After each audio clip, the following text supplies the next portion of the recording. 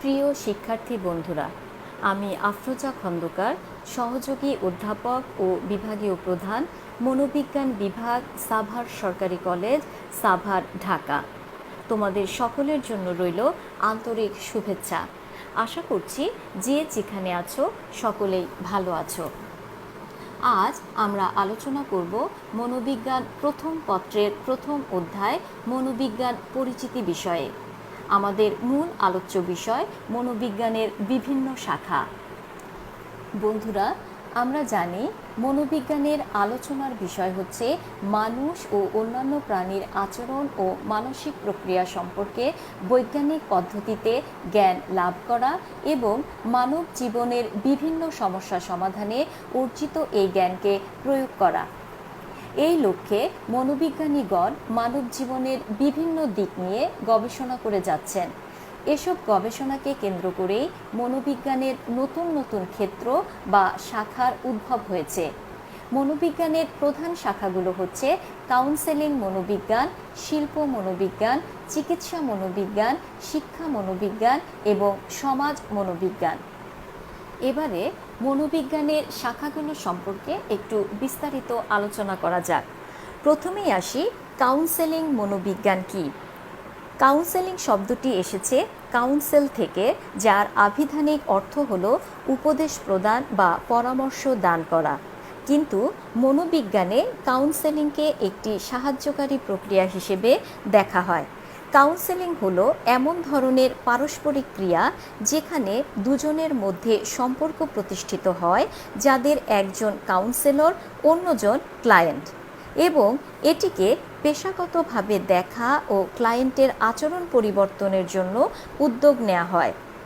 Counselling এমন একটি সম্পর্কমূলক প্রক্রিয়া যেখানে ব্যক্তি তার সমস্যাগুলো মোকাবেলা করতে পারে না এবং একজন পেশাজীবী কর্মী তার প্রশিক্ষণ ও অভিজ্ঞতার ভিত্তিতে ব্যক্তিগত বিভিন্ন সমস্যার সমাধানে সাহায্য করে।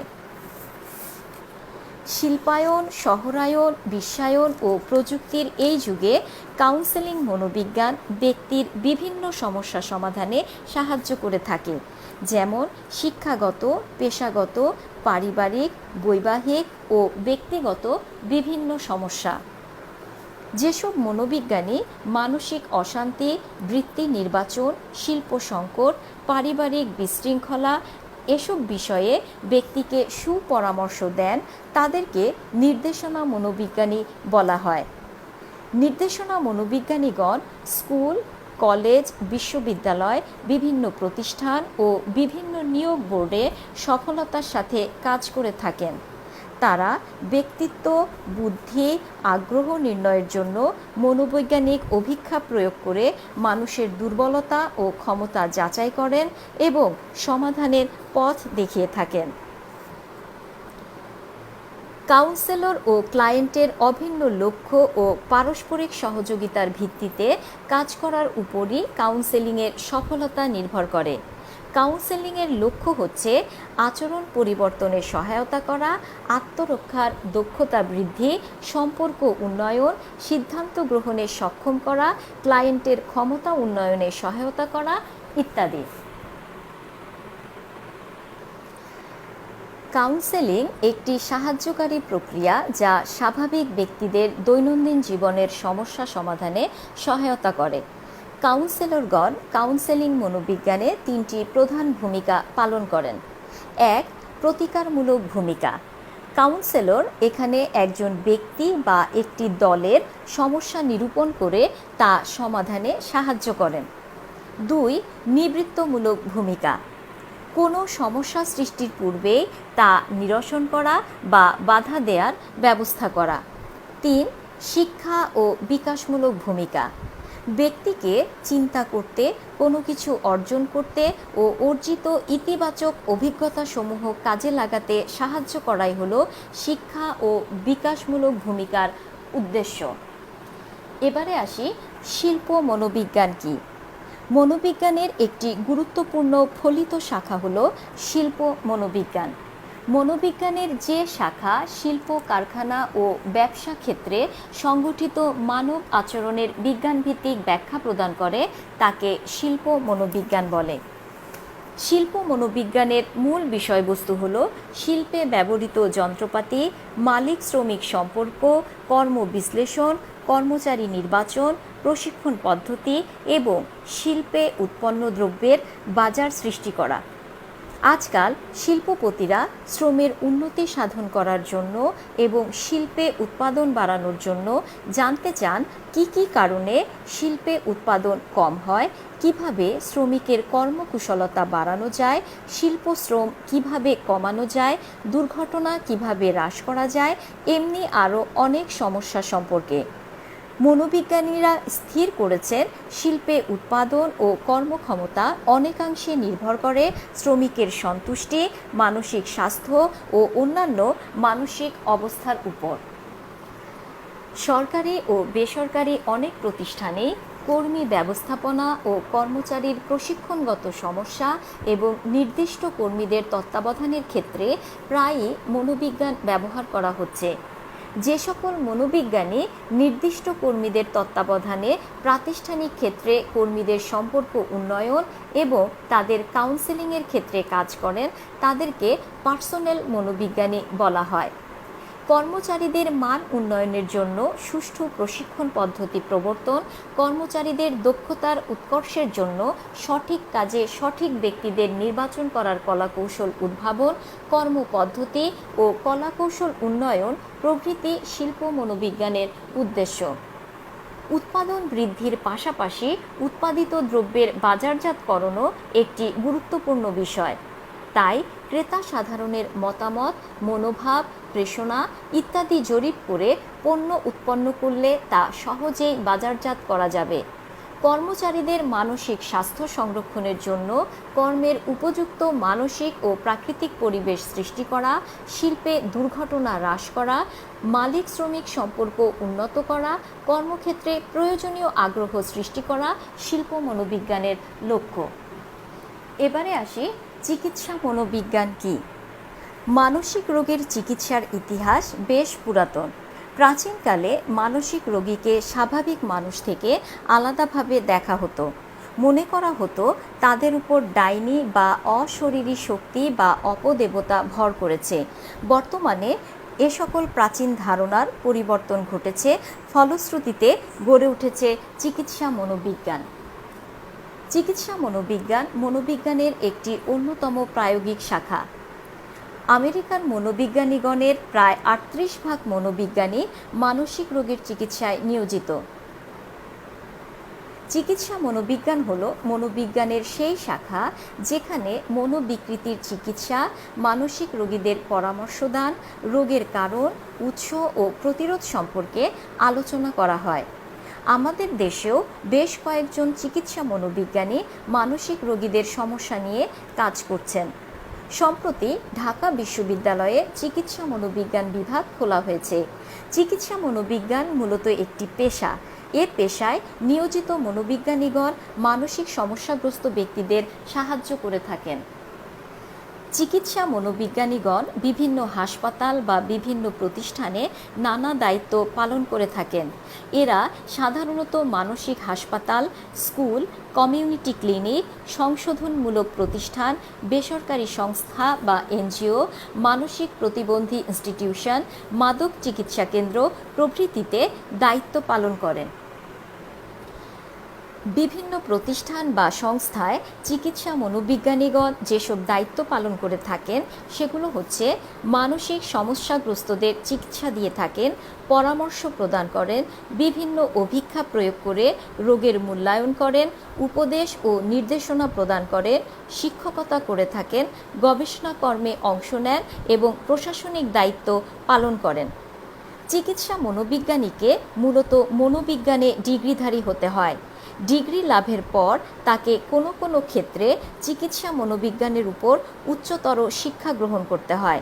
চিকিৎসা মনোবিজ্ঞানীগণ মানসিক রোগের চিকিৎসার ক্ষেত্রে ঔষধ প্রয়োগ বা শরীরে অপারেশন করতে পারেন না। শুধু মানসিক বা আচরণগত চিকিৎসা পদ্ধতির মাধ্যমে মানসিক রোগের চিকিৎসা করে থাকেন এবং চিকিৎসা সম্পর্কিত নীতিমালা মেনে চলেন। এবারে আসি শিক্ষা মনোবিজ্ঞানে। শিক্ষা মনোবিজ্ঞান মনোবিজ্ঞানের একটি গুরুত্বপূর্ণ শাখা। মনোবিজ্ঞানের এ শাখায় মানুষের শিক্ষা সম্পর্কিত আচরণের বিভিন্ন সমস্যার ব্যাখ্যা ও বিশ্লেষণ করা হয় এবং এগুলির সমাধানে মনোবিজ্ঞানের মূল নীতিসমূহ কিভাবে প্রয়োগ করা যায় সে সম্পর্কে আলোচনা করা হয়। শিক্ষা মনোবিজ্ঞানের লক্ষ্যগুলো হচ্ছে: ১. শিক্ষার্থীর আচরণ, মানসিক প্রক্রিয়া ও জীবন বিকাশের ধারা সম্পর্কে পরিপূর্ণ তথ্য সংগ্রহ করা। ২. শিক্ষার্থীর আগ্রহ ও মেধার সাথে সঙ্গতিপূর্ণ শিক্ষা কর্মসূচি প্রণয়ন করা। ৩. শিক্ষার্থীর জ্ঞানের পরিধি ও তার আচরণের উপর শিক্ষার প্রভাব মূল্যায়ন করা। ৪. শিক্ষাদানের কার্যকরী পদ্ধতির অন্বেষণ, উদ্ভাবন ও প্রয়োগ করা। ৫. শিক্ষার্থীকে সমাজ জীবনের পরিবর্তনশীল জটিল পরিস্থিতির সাথে যথাযথভাবে সঙ্গতি বিধানের উপযোগী করে গড়ে তুলতে সহায়তা করা। ৬. শিক্ষককে তার কর্ম পরিস্থিতিতে নানা রকম সমস্যা সমাধানের জন্য প্রয়োজনীয় তথ্য সরবরাহ করা। ৭. কার্যকরী শিক্ষণের জন্য অনুকূল মানসিক ও পারিপার্শ্বিক অবস্থা সৃষ্টিতে সহায়তা করা। ৮. শিক্ষার্থীর জীবনের সার্বিক ও সুষম বিকাশ সাধনে সহায়তা করা। শিক্ষার্থীকে লক্ষ্য করে শিক্ষা ব্যবস্থা গড়ে ওঠে। তাই সুষ্ঠু ও কার্যকরী শিক্ষা নিশ্চিত করতে হলে শিক্ষার্থীর বিভিন্ন বৈশিষ্ট্য ও সমস্যাবলীকে সঠিকভাবে অনুধাবন করা দরকার। শিক্ষার্থীকে সঠিকভাবে জানা ও বোঝার জন্য তার বয়স, লিঙ্গ, ব্যক্তিত্ব, বুদ্ধি, বিশেষ প্রবণতা, প্রেরণা, মনোভাব, আগ্রহ, মনোযোগ, স্মৃতি, দৈহিক ও মানসিক বৃদ্ধি ও বিকাশ, সামাজিক ও আবেগীয় পরিপক্কতা ইত্যাদি বিষয় শিক্ষা মনোবিজ্ঞানের অন্তর্ভুক্ত করা হয়েছে। শিক্ষণ হচ্ছে শিক্ষা মনোবিজ্ঞানের মূল বিষয়। তাই শিক্ষণের প্রকৃতি, পদ্ধতি, কলাকৌশল, প্রক্রিয়া, শিক্ষণের সঞ্চালন, শিক্ষণে পুরস্কার ও শাস্তির প্রভাব, অনগ্রসর ও প্রতিবন্ধীদের সাথে বিশেষ শিক্ষা ব্যবস্থা, শিক্ষণ তত্ত্ব, শিক্ষার্থীর বিভিন্ন রকম মানসিক শক্তির সাথে বিভিন্ন প্রকার শিক্ষণের সম্পর্ক ইত্যাদি বিষয় শিক্ষা মনোবিজ্ঞানের পরিসর বা পরিধির অন্তর্ভুক্ত। শিক্ষাক্ষেত্রে একটি গুরুত্বপূর্ণ কাজ হল শিক্ষার্থীর অগ্রগতি মূল্যায়ন করা, অর্থাৎ শিক্ষার্থী কী পরিমাণে শিক্ষা গ্রহণ করতে পারল তা সঠিকভাবে মূল্যায়ন করা কার্যকরী শিক্ষার একটি অপরিহার্য বিষয়। তাই শিক্ষার সঠিক পরিমাপন ও মূল্যায়নের জন্য বিভিন্ন ধরনের পরীক্ষা পদ্ধতি মনোবিজ্ঞানের বিষয়বস্তুর অন্তর্ভুক্ত করা হয়েছে। এবারে আসি সমাজ মনোবিজ্ঞান কী। আমরা জানি মানুষ সামাজিক জীব, তাকে সমাজে বসবাস করার উপযোগী আচরণ করতে হয়। মানুষের সামাজিক আচরণই সমাজ মনোবিজ্ঞানের মূল বিষয়বস্তু।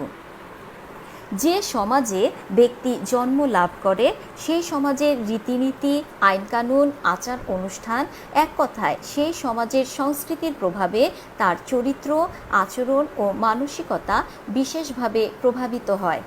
সমাজ যেমন ব্যক্তিকে প্রভাবিত করে, ব্যক্তিও ঠিক তেমনিভাবে সমাজকে প্রভাবিত করে। অর্থাৎ ব্যক্তি ও সমাজ একে অন্যের সঙ্গে অঙ্গাঙ্গিভাবে জড়িত।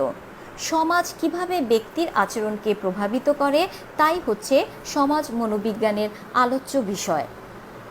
সমাজে বাস করার সময় একে অন্যের সাথে ভাব বিনিময় হয়, পারস্পরিক মিথস্ক্রিয়া ঘটে।